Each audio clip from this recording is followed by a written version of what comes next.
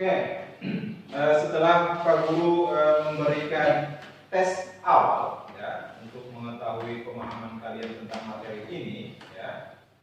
Nah, baik itu jawaban kalian keliru ya, salah ataupun sudah benar ya, itu hanya sebagai patokan ya, sampai di mana kemampuan kalian di awal materi. Nah, sekarang kita akan masuk pada materi tentang perpindahan kalor ini ya. Jadi tolong diperhatikan dengan baik. Pak Guru akan menampilkan materinya melalui PowerPoint ya pada layar fokus ini ya. Tolong diperhatikan sambil Pak Guru menjelaskan ya. Kalian memperhatikan tulisan di tampilan layar. Paham ya? Oke.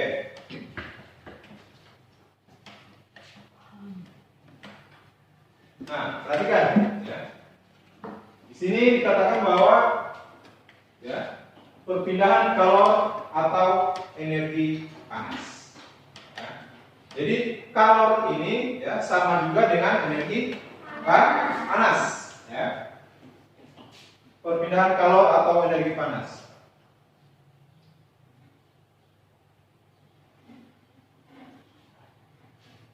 Ya.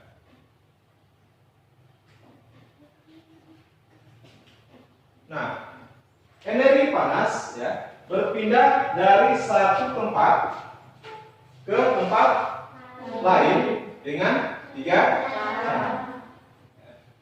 Jadi berpindahnya energi panas atau kalor ini dengan tiga cara atau melalui tiga cara. Ya. Paham sampai sini ya? Nah, cara apa saja itu ya? Kita lihat selanjutnya. Tiga cara perpindahan kalor. Ya. Yang pertama adalah konduksi.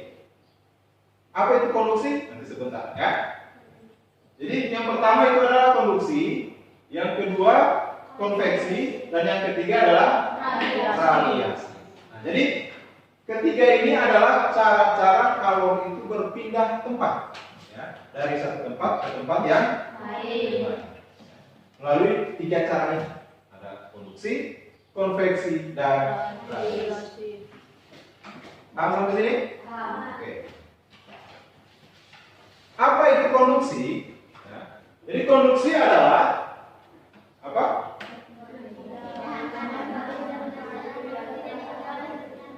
Oke. Jadi konduksi adalah perpindahan panas melalui zat perantara, namun tidak diikuti oleh zat perantara tersebut. Maksudnya ini apa? Nah, jadi begini, kita lihat pada gambar. Ya. Gambar di sini ini ya adalah sebagai sumber panasnya. Jadi dari sini panas berasal, yaitu dari api ini. Ya. Nah, ini adalah batang besi. Ya. Ini adalah zat perantaranya. Artinya dengan benda ini, ya, zat panas tadi atau energi panas tadi berpindah. Berpindahnya ke mana? Ke tangan. Ya. Jadi ini adalah sumber panasnya, ya. Besi ini adalah tempat dia berpindah atau biasa disebut dengan zat perantara, dan ini adalah tempat berpindah. Nah, yang dimaksud dengan konduksi itu adalah perpindahan panas tanpa ya diikuti oleh zat perantara tersebut. Maksudnya adalah panas yang berasal dari api yang ada di sini berpindah ke tangan, ya. Ini kan energi panas, rasa panas yang pada api, jadi pindah ke tangan ini melalui besi ini ya. Ya. Tapi besinya tidak pindah. Yang pindah itu hanya panas yang dari sini pindah ke sini, sehingga tangan di sini bisa merasakan panas. Ya. Padahal yang ada panasnya itu di sini. Tapi lama-kelamaan kita merasakan panas. Berarti panas yang ada di sini berpindah ke tangan kita melalui besi ini. Tapi apa? Besinya tidak ikut pindah. Yang besi di sini, ujung sini tidak pindah ke sini kan? Tetap. Jadi itulah konduksi adalah perpindahan panas melalui zat perantara ini, ya. Namun tidak diikuti oleh zat perantara tersebut, besi. Besinya tetap tidak berpindah. Hanya yang berpindah itu panas. Paham? Sampai sini? Selanjutnya, tadi kan 3 cara ya, ada konduksi, ada konveksi. Nah, apa itu konveksi? Konveksi adalah perpindahan panas yang diikuti oleh zat perantara.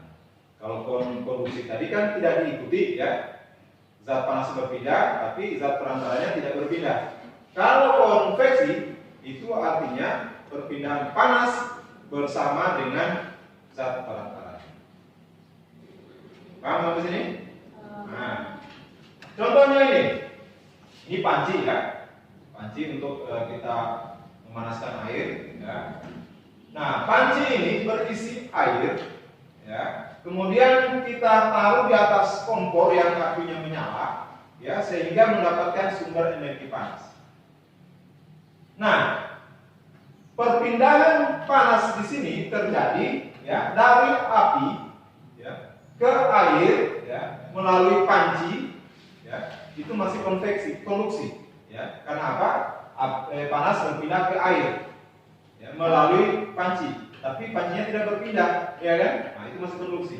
Tapi di sini ya air kan yang ada di bawah ya kan? Lama kelamaan air yang di atas juga akan panas. Itu artinya panas yang ada di sini berpindah ke air yang di atas, ya, berasal dari air yang di bawah. Berasal dari air yang berada di bawah panci, di bawah ini bagian dalam, ya, pindah ke atas. Nah, air yang belum panas akan turun. Nah, ini kan, ini lihat panahnya ini. Yang merah ini berarti yang panas ini. Ini panahnya ke atas. Kalau yang biru ini, ya itu yang masih dingin. Ya. Jadi air dingin dengan kerapatan lebih besar akan turun. Ya. Nah, air yang panas dengan kerapatan rendah akan naik. Jadi kalau air yang sudah panas itu, karena sudah dekat dengan api, dia lebih dekat dengan api kan lebih cepat panas ya. Dia akan naik. Artinya air yang naik ini berpindah dengan panas. Jadi panas yang berasal dari api pindah ke atas bersama dengan air naik. Jadi bukan panas toh yang naik, ya, air tidak, tapi bersamaan, ya, bersamaan. Kemudian air yang ada di atas bagian permukaan ini kan belum kena panas, ya kan? Dia turun menggantikan air yang sudah kena panas tadi. Begitu seterusnya.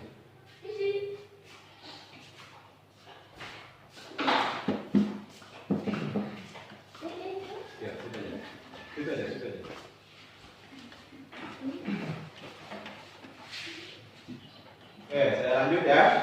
Nah, jadi air yang sudah mendapatkan panas, energi panas akan naik, ya.